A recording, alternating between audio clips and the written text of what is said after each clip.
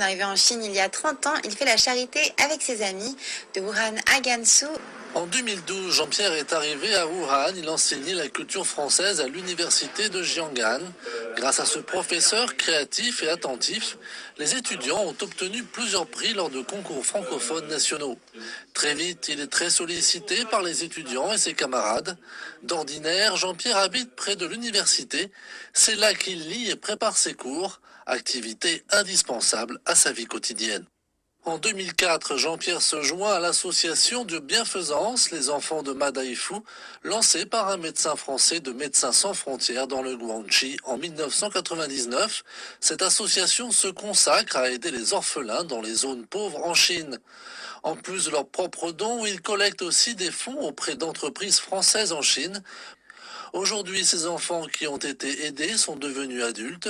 L'association Les Enfants de Madaïfu a tendu la main aux enfants de Tianchu, dans la province du Gansu. Dernièrement, Jean-Pierre et ses compagnons ont rendu visite aux enfants. C'était avant la fête du printemps. C'est assez froid là-bas. La température est tombée jusqu'à -10 à -13 degrés la nuit. Nous leur avons apporté des cadeaux pour la fête du printemps, comme du riz, de l'huile et de l'argent. Nous avons passé une semaine avec les enfants. Il y en a environ 80. Certains d'entre eux vont passer l'examen d'entrée aux universitaires.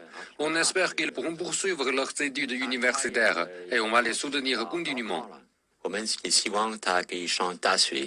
Oui, c'est très important.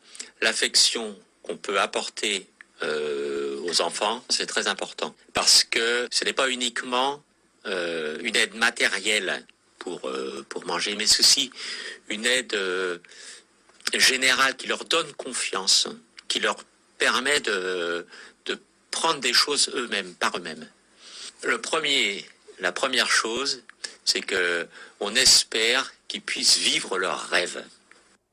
À 5 heures de l'après-midi, venu de Huangpi, Yu Meifang place des croissants sur les plaques de cuisson.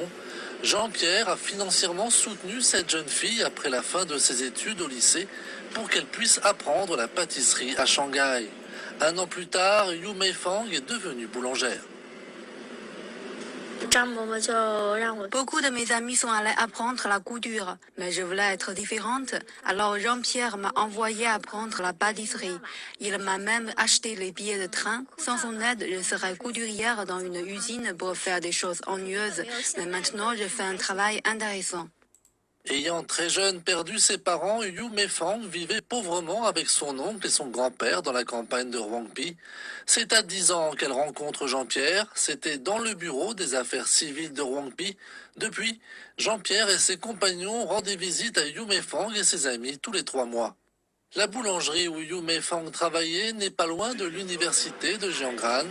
Jean-Pierre s'y rend souvent, non seulement pour goûter la baguette de Yu Meifang, mais aussi pour prendre de ses nouvelles. Bon, ce centre-là, il a une phrase un peu emblématique, qui dit, voilà, tu donnes un pain à manger à quelqu'un, il va manger une journée. Tu lui apprends à faire son pain, il va manger toute sa vie. Lorsqu'il observe les succès prodigieux obtenus par ses enfants, Jean-Pierre ressent de la satisfaction.